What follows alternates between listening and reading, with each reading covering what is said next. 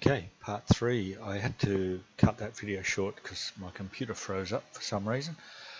So I'm back in Fusion. I'm ready, well, I'm nearly ready to render.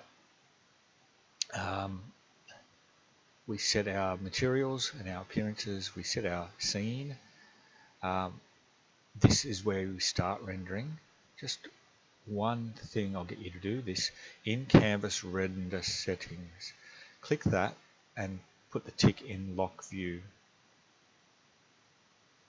If you don't tick that, when you've started rendering, if you accidentally move your view, it'll restart all over again. So all you do is click in canvas render, we click that to start, and it begins its ray tracing. So it's calculating where the light's coming from and where the shadows are, where the reflections are, and so on. It should go through and do its thing down here. There's a little arrow, it's a bit hard to see down here, it's pointing at excellent. That arrow can be dragged for a better render, but it's going to take longer, or drag down here. And once this blue line reaches here, your render is done. So I'm going to pause this video and we'll come back when it's done. Okay, that finally finished rendering. I can tell it's finished because while it's running it shows a pause symbol. Once it's finished it goes back to the play symbol, the arrow thing. It took a while, 555 seconds, and I think it depends on your internet or your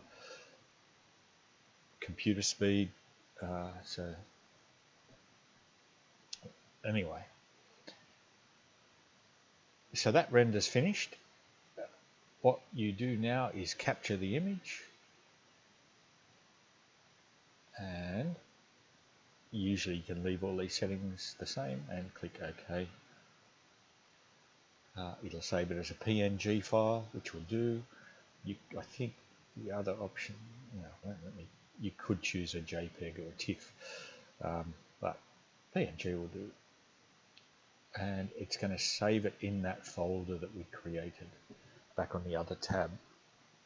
So we click save, and there you go, it's saved.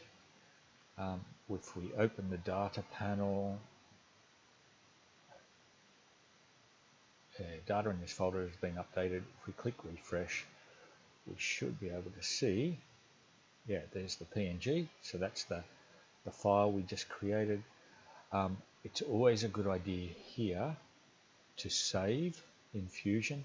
It's not like Onshape. Onshape will save automatically, a bit like Google Docs. Fusion doesn't. So make sure you click save here and OK. This PNG that we saved here, it's in the cloud, but how do we?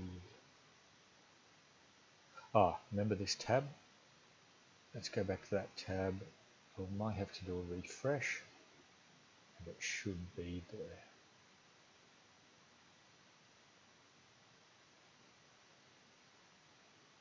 Okay, there it is, the PNG.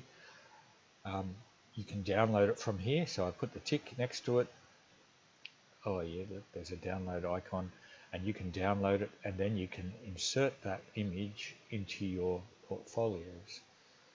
So that can be a really good way of presenting your work. I don't think I need to show you how to download. You guys should know how to do that. Once you've done there, you've clicked save, you've saved an image. That's all there is to this project. And of course, if you wish, you can change backgrounds, change appearances, and save another JPEG, or do another rendering, save a JPEG. It's up to you. Change views, get it looking the way you like. All right, thank you.